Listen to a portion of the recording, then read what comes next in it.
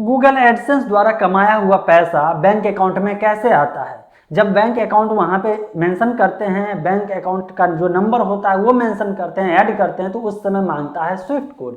फिर आपके मन में चलता है कि ये स्विफ्ट कोड की ज़रूरत क्यों पड़ती है, और अगर ज़रूरत पड़ती है और आपको मांग दिया है तो ऐसे में स्विफ्ट कोड लाए कहाँ से, कैसे आप अपने बैंक का या अपने अकाउंट का स्विफ्ट कोड पता कर सकते हैं, तो इसके बारे में आपको इसमें जानकारी मिलेगी। देखिए एक्चुअली क्या है, जैसे जैसे लोगों में अवेयरनेस फैला, लोग दो प्लेटफॉर्म को बहुत ज़्यादा चुने हैं। खासकर नए लोग जो सोशल मीडिया का इस्तेमाल करना शुरू कर दिए, वो लोग जो है यूट्यूब जैसे प्लेटफॉर्म पे जो है अपना कंटेंट क्रिएट करना शुरू कर दिए, लोगों के साथ इन्फॉर्मेशन शेयर करना शुरू कर दिए, और फिर बाद में जा करके यूट्यूब के थ्रू पैसा कमाना शुरू कर दिए। इसके साथ साथ अगर जो लोग ब्लॉग बनाए हैं और ब्लॉग बना करके पैसे कमाना चाहते हैं, तो ऐसे में उनका फर्स्ट प्रायोरिटी होता है कि वो गूगल एडसेंस जैसे एडवर्टाइजिंग कंपनी से टाई अप कर ले और इसके थ्रू पैसे कमाए।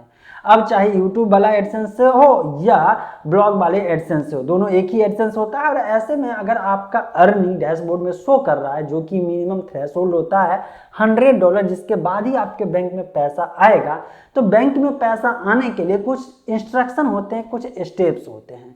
जैसे कि अगर वहाँ पे बैंक डिटेल डालेंगे तभी तो आपके बैंक में आएगा। सबसे बड़ा कन्फ्यूजन लोगों के मन में होता है कि यार ठीक है, वहाँ पे डैशबोर्ड में तो दिखा रहा है, अब हमारे बैंक में आएगा कैसे, क्या उसका कोई प्रोसेस होता है? तो उसके प्रोसेस में कुछ नहीं है, सिंपली अपना बैंक का डिटेल डालना पड़ेगा। जैसा कि आपका बैंक में जो नाम है वो नाम एग्जैक्ट डालना पड़ेगा, फिर अकाउंट नंबर डालना पड़ेगा, IFSC कोड डालना पड़ेगा और स्विफ्ट कोड डालना पड़ेगा। अब यहीं पे खेल आता है। IFSC जो होता है उसके बारे में, IFS कोड जो होता है उसके बारे में तो लोगों को जानकारी होती है, क्योंकि उसका इस्तेमाल जो है एक अकाउंट से दूसरे अकाउंट में पैसा ट्रांसफर करने के लिए वो कभी न कभी कर चुके होते हैं।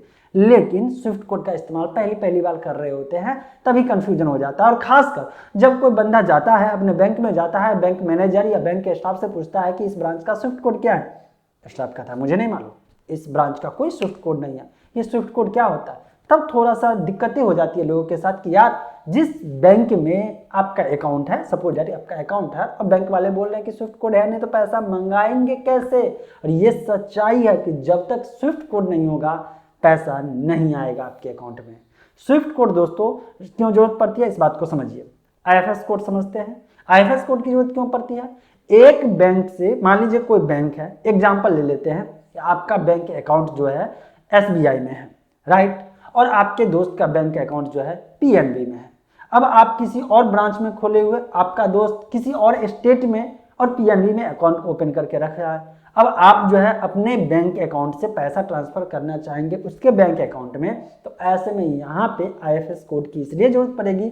IFS कोड से लोकेट होता है कि किस बैंक का कौन सा ब्रांच है, और उसमें आपका दोस्त का जो अकाउंट नंबर है, वो दो चीज इंफॉर्मेशन चाहिए, एक अकाउंट नंबर और प्लस में जो है ये बैंक कहाँ लोकेटेड है, इसके बाद जो है बैंक जो है कि मतलब कौन से बैंक में, जैसे SBI में, PNB में, HDFC में, किस में है। तो इस तरह से IFS कोड से लोकेशन मिलता है और एक तरह से लोकेट होता है। यही चीज स्विफ्ट कोड के लिए यूज होता है इंटरनेशनल बैंकिंग दुनिया में। इंटरनेशनल बैंकिंग सिस्टम में क्या होता है, जो लोग स्विफ्ट से, मतलब जो बैंक जो है स्विफ्ट से कनेक्टेड होता है, तो वो बैंक एक देश से दूसरे देश में पैसा ट्रांसफर कर सकता है। और इसलिए ऐसे में बहुत सारे लोगों को दिक्कतें होती है। कोई कोई बैंक होता है इंटरनेशनल जो है करेंसी एक्सचेंज नहीं करता है, ऐसे में वैसे बैंक के पास स्विफ्ट कोड नहीं होगा।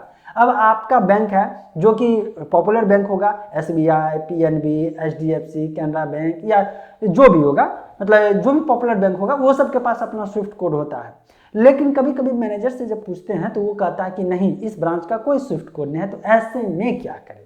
ऐसे में कुछ नहीं करना है।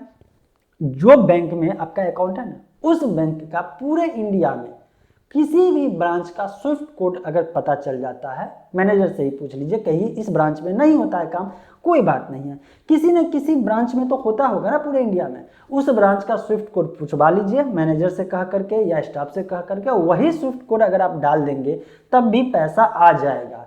होता यह है कि एक बैंक का पूरे इंडिया में एक ही स्विफ्ट कोड होता है, और फिर जो है वो बैंक अपने आसानी के लिए क्या करता है, जिस भी लोकल ब्रांच में करेंसी एक्सचेंज का काम होता है, उस स्विफ्ट कोड के आगे अपना जो है कोई जो कोड होता है वो ऐड कर देता है, ताकि जब ये स्विफ्ट कोड डाला जाएगा डायरेक्ट जो है उसी लोकल ब्रांच में जहां पे करेंसी एक्सचेंज होता होगा वहां वो पैसा आएगा, रिमिटेंस का पैसा, और फिर वहां से जाकर के आपके बैंक अकाउंट में विड्रॉल होगा।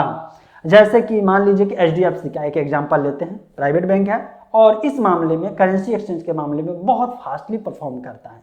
इस बैंक में बहुत सारे ब्रांच हैं, लगभग स्टेट में ब्रांच है और सबका अपना अपना स्विफ्ट कोड है, लेकिन जो मेन है प्रीफिक्स वो फिक्स रहता है, वो कांस्टेंट रहता है। उसके बाद हर एक ब्रांच का अपना उसमें जो है स्टेट वाइज जो उसमें ऐड हो जाता है, जिसके कारण से पता चल जाता है कि अच्छा इस स्टेट का जो है इस ब्रांच में जो है ये करेंसी एक्सचेंज होता है। बाकी आप एक सिंगल वाला भी डाल दीजिएगा तब भी काम चल जाएगा। इसको पता चाहे तो ब्रांच में जाके कर ले, बेहतर होगा। मैं आपको यही कहूँगा, पैसे की बात होती है, लेन देन की बात होती है, और चूंकि कहीं दूसरे कंट्री से आ रहा है पैसा, अगर फंस जाए तो आपको बहुत परेशानी हो जाएगी।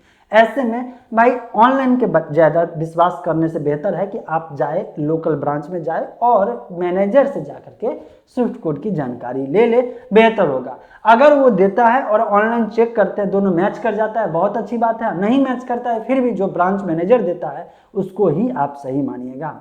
आई होप आपके मन में जो सवाल था स्विफ्ट कोड से रिगार्डिंग, ये आपको शायद क्लियर भी हो गया, जो सवाल है उसका जवाब भी मिल गया होगा। बाकी और भी कोई भी सवाल हो ब्लॉगिंग से रिलेटेड या इंटरनेट से रिलेटेड कोई भी एक्टिविटी जहाँ से पैसे आप कमा सकते हैं, तो बिंदास नीचे कमेंट में करिएगा। और लगे कि इन्फॉर्मेशन काम का है, आपको फ़ायदा पहुँचाया है तो ही लाइक करिएगा, अदरवाइज ऐसे भी जा सकते हैं। मिलते हैं फ्रेश और अपडेटेड के साथ अगले वीडियो में।